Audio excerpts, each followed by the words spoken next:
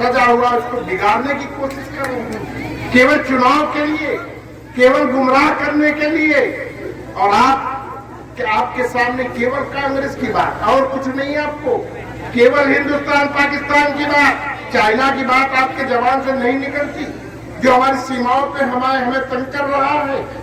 और आपने पंजाब का घटना देखा, दुनिया ने देखा, 70,000 कुर्सी लगी थी, 7 से आदमी नहीं पहुंच सका, और अपनी इज्जत बचाने के लिए वो आदमी भारत का प्रधानमंत्री ड्रामा करता है, नौटंकी करता है, और जो शब्द उसने इस्तेमाल किया दुनिया के नजर में उसकी हैसियत गिर गई कि भारत का प्रधानमंत्री इतना कमजोर है जो कह रहा है कि कह दे रहा अपने मुख्यमंत्री से मैं जिंदा बच के चला आया। ये स्तर है देश के प्रधानमंत्री का। तो आपको सोचना पड़ेगा, आप कहाँ जा रहे हैं, देश कहाँ जा रहा है, किस तरफ जा रहा है। देश के लिए अगर नहीं सोचेंगे, आज क्या हो रहा है, गरीबों के साथ क्या हो रहा है, केवल जब कहीं दलितों के साथ अत्याचार होगा, महिलाओं के साथ अत्याचार होगा, तो प्रियंका गांधी जाएंगे, राहुल गांधी जाएंगे, कांग्रेस के नेता जाएंगे, बाकी लोग पास कोई समय नहीं है। अभी प्रयागराज में घटना हुई, 4 दलित की हत्या हो गई, पार्टी ने हम लोग को भेजा और प्रियंका गांधी भी उसी समय पहुंच गई। ये पीड़ा है। यहाँ जो लोग आते हैं, बहन जी आई, मायावती जी ने दलितों के साथ धोखा किया, दलितों की मसीहा बनती है। हाथरस में दलित एक महिला के साथ घटना हुआ तो उनको समय नहीं मिला वहां पहुंचने का, और कोई नेता नहीं पहुंचा कांग्रेस के नेता के अलावा। क्यों? उनके भीतर डर है, कांग्रेस के नेताओं को डर नहीं है। ये बात सही है कि बहन जी दलित है, ये बात सही है कि दलित परिवार से आती है, लेकिन उससे ज्यादा ये सही है कि बहन जी दलितों के बीच में जाती नहीं, केवल गुमराह करती है दलित को। आजकल भाजपा की मदद कर रहे हैं, और कांग्रेस के नेता कभी चूकते नहीं बोलने के लिए। लोगों ने कहा कि जुल्म के साए में कौन लोग खोलेगा, कांग्रेस भी चुप रहेगी तो कौन बोलेगा। कांग्रेस के लोग बोलते हैं। अगर कांग्रेस के लोग भारतीय समाजवादी पार्टी की तरह नहीं है, आपके बीच में आएंगे समाजवादी पार्टी के लोग जो ये कहेंगे कि हम भारतीय जनता पार्टी से लड़ रहे हैं। मित्रों, मैं बताना चाहता हूँ, वो पुरानी बातें बहुत नहीं है। आपको याद होगा, यही माननीय मुलायम सिंह यादव है जो माननीय अखिलेश जी के पिता है, कि अपने समाजवादी पार्टी के राष्ट्रीय मंच पर कल्याण सिंह का सार्वजनिक रूप से अभिनंदन किया था। यही माननीय मुलायम सिंह जी है जो कल्याण सिंह जी के बेटे को मंत्री बनाया था। यही माननीय मुलायम सिंह जी है जो साक्षी महाराज को समाजवादी पार्टी के तरफ से राज्यसभा का मेंबर बनाया था।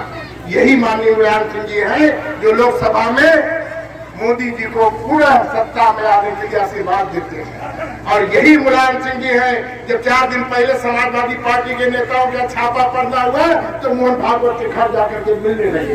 क्या दिखाना चाहते हैं? जब आपकी सत्ता थी तो चुल्क का फैक्ट्री, डाला का फैक्ट्री पहले बेचने का काम आपने किया, और आज अब उसी रास्ते पर मोदी जी चल रहे हैं। देश कहाँ जा रहा है? किसने शुरुआत की?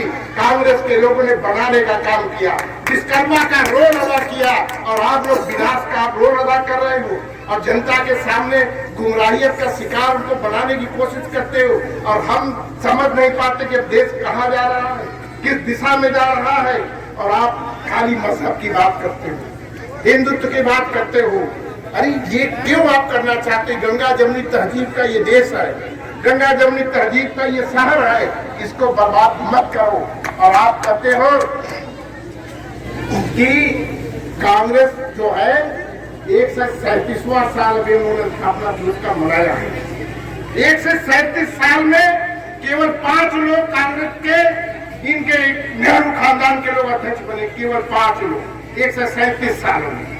और आप बदनाम करते हो कि यही लोग रहेंगे, क्योंकि हकीकत से वाकिफ नहीं है, जानकारी नहीं है।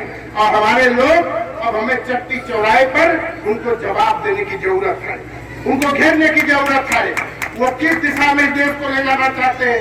तरक्की की तरफ ले जाना चाहते हैं कि विनाश की तरफ ले जाना चाहते हैं? उनके पास कोई योजना नहीं है, उनके पास कोई कार्यक्रम नहीं है, उनका कोई सिद्धांत नहीं है।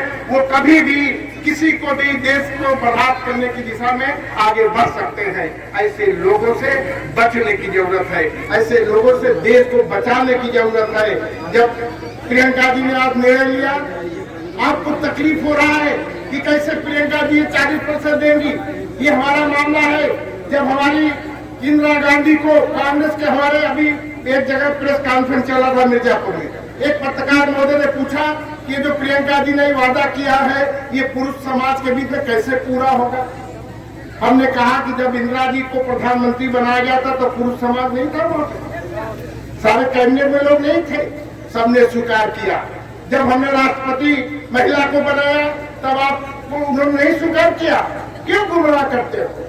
अब दूसरी बात मैं ये कहना चाहता हूँ, आजादी के पहले देश पर एक संकट था, गुलामी का, और कोई संकट नहीं था। और उस गुलामी से लड़ने के लिए चाहे हिंदू हो, चाहे मुसलमान हो, चाहे सिख हो, चाहे ईसाई हो, चाहे दलित हो, चाहे सवर्ण हो, चाहे पिछड़ा वर्ग हो, चाहे महिला हो, चाहे उस जमाने के नौजवान रहे हो, छात्र रहे हो, सब ने एकता के सूत्र बनकर आजादी की लड़ाई में हिस्सा लिया। कितनों ने कुर्बानी दी, कितने शहीद हो गए। बहुत से स्वतंत्रता सेनानी का परिवार आज है, बहुत से स्वतंत्रता सेनानी अब नहीं रहे, लेकिन हम उन स्वतंत्रता सेनानियों को नमन करते जो आज नहीं है, जिन्होंने अपने परिवार को संदेश दिया, जातिवाद का नहीं, मजहब का नहीं, धर्म का नहीं। उन्होंने कहा अपने परिवार के लोगों को कि जिस मिट्टी में जन्म लिया हूँ यारो, उस मिट्टी का नाम लिख देना और मेरे कफन के हर कोने पर हिंदुस्तान लिख देना। ये हमारा कांग्रेस का सिद्धांत रहा। और आप कहते हो कि हिंदुत्व का संकट है। जब देश आजादी की लड़ाई लड़ी जा रही थी, सारे लोगों के सामने एक संकट था, गुलामी का। और जब गुलामी की जंजीरों से भारत मुक्त हुआ, देश आजाद हुआ, तो इस देश का पहला कानून मंत्री बाबा डॉक्टर भीमराव अंबेडकर बने, जो खरीदे हुए। तो हिंदुत्व को खतरा हुआ। पहला शिक्षा मंत्री मौलाना अबुल कलाम आजाद हुए, क्या हिंदुत्व को खतरा हुआ? संस्कृत को खतरा हुआ? किसी भाषा को खतरा हुआ? किसी धर्म मजहब को खतरा हुआ? दो राष्ट्रपति दलित हुए, हिंदुत्व को खतरा नहीं हुआ। दो राष्ट्रपति मुसलमान बने, हिंदुत्व को खतरा नहीं हुआ। अभी हाल में 12 साल तक हामिद अंसारी जी उपराष्ट्रपति थे, राज्यसभा के स्पीकर थे, हिंदुत्व को खतरा नहीं हुआ। और 70 साल में हिंदुत्व के नाम पे जब आपकी सरकार बनी तो आप कहते हो हिंदुत्व को खतरा। 80% हिंदू, 14% मुसलमान, 6% में सिख, ईसाई वगैरह वगैरह लोग, और आपको तो हिंदुत्व को खतरा है। ये क्या दिखाना चाहते हैं? किस तरफ ले जाना चाहते हैं? हमारे नौजवानों को गुमराह क्यों कर रहे हैं? ये सोचने की जरूरत है। और देश को बचाने का बीड़ा अगर प्रियंका जी ने उठाया है, राहुल गांधी जी ने उठाया है, कांग्रेस के नेताओं ने उठाया है, तो हमारा आप सबका फर्ज बनता है इन ताकतों को हम ताकत दें, ताकि देश हमारा, देश की एकता घंटा वाला सुरक्षित रहे। मैं ज्यादा समय नहीं लेना चाहता, इन्हीं शब्दों के साथ अपने बारी को विराम देना चाहता हूँ। जय हिंद, जय भारत, जय